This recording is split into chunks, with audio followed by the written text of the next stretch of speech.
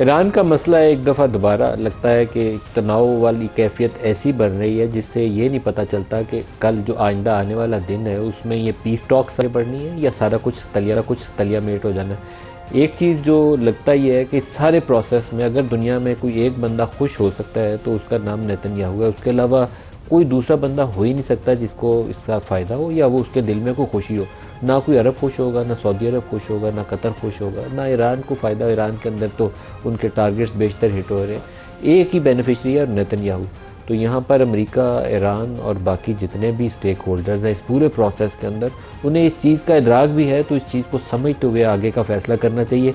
किसी जहाज़ को हिट करना या ईरान के अंदर अटैक करना या ईरान का जवाबी तौर पर नेबरिंग अरब नेशंस के ऊपर अटैक करना, इससे मसला हल नहीं होगा। तो बहुत ही बेहतर होगा, मुनासिब होगा कि जो टॉक्स का अगला राउंड है, अगर पाकिस्तान में होना है या कहीं और होना है, उसके अंदर बैठ के कुछ बेसिक SOPs तय कर लें, कुछ CBMs एक दूसरे के लिए कर लें, कुछ हॉटलाइन इस्टेब्लिश कर लें कि सूरत हाल ख़राब है तो क्या करना है। सीधा वो त्यारे भेज के बमबारी वाले या मिसाइल चला के उससे पहले भी कुछ किया जा सकता है। अगर नहीं करेंगे तो अल्टीमेटली नुकसान सारों का है। पूरी दुनिया में कोई भी खित्ता ऐसा नहीं बचता जो इस जंग से मुतासर हुए बगैर रह सके। एक रात हमला होता है तो अगले दिन $5-6 इंटरनेशनल मार्केट में ऑयल ऊपर चला जाता है। तो ये कौन पे करता है? पूरी दुनिया में हर कंज्यूमर पे करता है।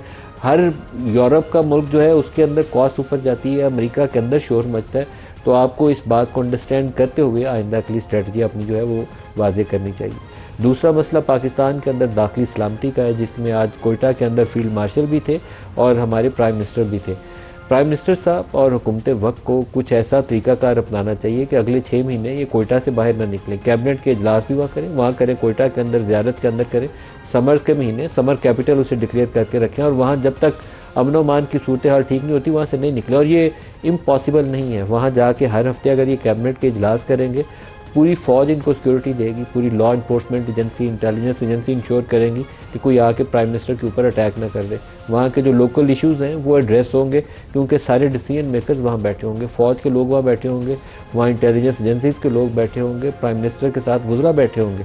तो प्राइम मिनिस्टर को यहाँ बहुत ज़रूरी काम भी नहीं है। बेशतर काम इनके वो फ़ैसले कई और होते हैं, सिर्फ ये तस्वीर खिंचवाने बैठते हैं काबीना के इजलास के अंदर। तो वो कोयटा के अंदर भी वो बैठ के तस्वीर खिंचवाई जा सकती है, इतनी मुश्किल नहीं है। तो अगर हुकूमत वक्त जो मुंतखब लोग हैं वो अपनी इस जिम्मेदारी का एहसास नहीं करेंगे तो कौन करेगा? लोगों ने इनको वोट इसी काम के लिए दिया। जानो माल का जो तहफ़्फ़ुज़ है ना, स्टेट की बेसिक रिस्पॉन्सिबिलिटी है ये दो चीज़ें, जान और माल का तहफ़्फ़ुज़, और उसमें ये स्टेट नाकाम हो रही है। तो लोग क्वेश्चन ना करें तो क्या करें? और इस वक्त ये 25 करोड़ लोग क्वेश्चन कर रहे हैं। आपकी लिजिटमेसी के ऊपर सवाल उठ रहा है, इदारों के ऊपर सवाल उठ रहा है, और इसमें सबसे पहले जिसको जवाब देना चाहिए वो हुकूमत वक्त है। ये कह कर कि हम फ़ौज की कुर्बानियों की कदर करते हैं, वो तो 25 करोड़ सारी कदर करते हैं। आप अपनी जिम्मेदारी अदा कर रहे हैं या नहीं कर रहे?